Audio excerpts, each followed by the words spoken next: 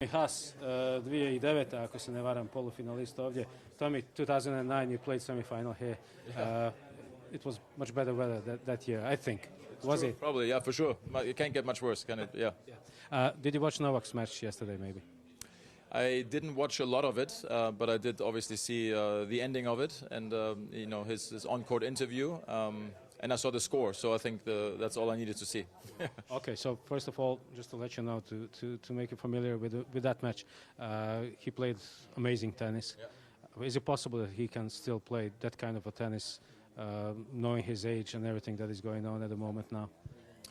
Well, I mean, we're talking about Novak Djokovic, so, you know, I think last I checked, you know, last year he won 3 out of the 4 Grand Slams, so he obviously didn't forget how to play this game of tennis, and he's breaking records. Yeah, he's breaking records left and right. I'm just amazed that, you know, that after the French Open, he had a little surgery on his knee, and he's back here playing and, you know, moving the way he is, and it's great to see his sort of determination and focus and the urgency. I think, you know, you can kind of tell that he really wants to win here badly and set a statement one more time and try to win a slam, another one. So that's amazing to see. I'm not really surprised, to be honest, because I think he's one of the players that if he puts his mind to something, you know, anything is possible. He's obviously long-lasting in tennis, as he said yesterday, 20 years on the tour, and it's a big stint of time. And everything else is changing in the game. I mean, we have like different surfaces, different rackets, balls, and everything is changing. And he's obviously still playing. How hard is for a player to be on that level to maintain that kind of physical and mental strength and still compete with the best?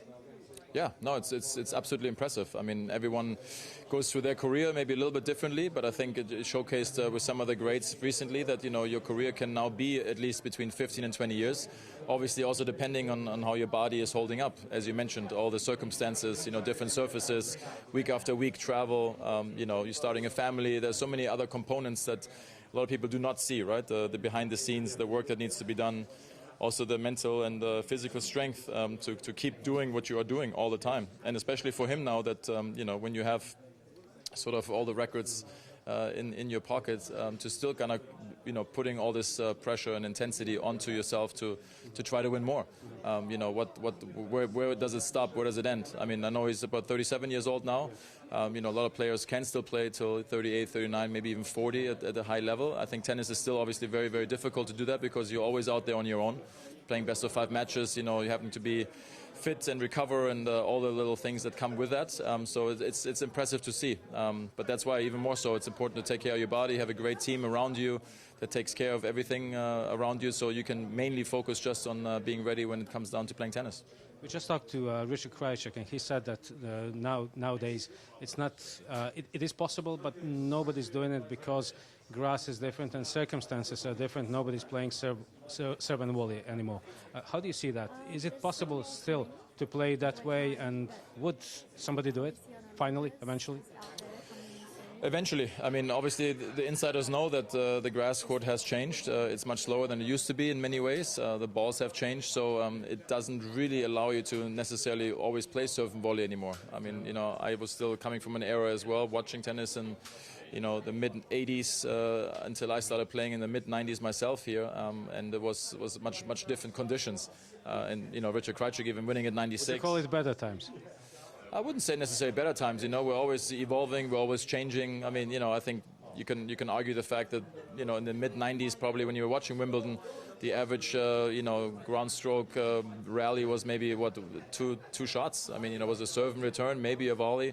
There wasn't much really going on. So all the big servers, you know, Sampras, Ivanisevic, Krajicek, whoever, Becker, they were kind of always, you know, advancing and getting far. Even in the indoor tournaments as well, where it used to be much faster, where there wasn't much, you really weren't able to get much rhythm. Now it's sort of, you know, if you're a good mover and, you know, you're a very good athlete, there's ways for you to potentially find a way to get into matches. So it's more demanding even on the players now to play longer rallies, to try to finish the point.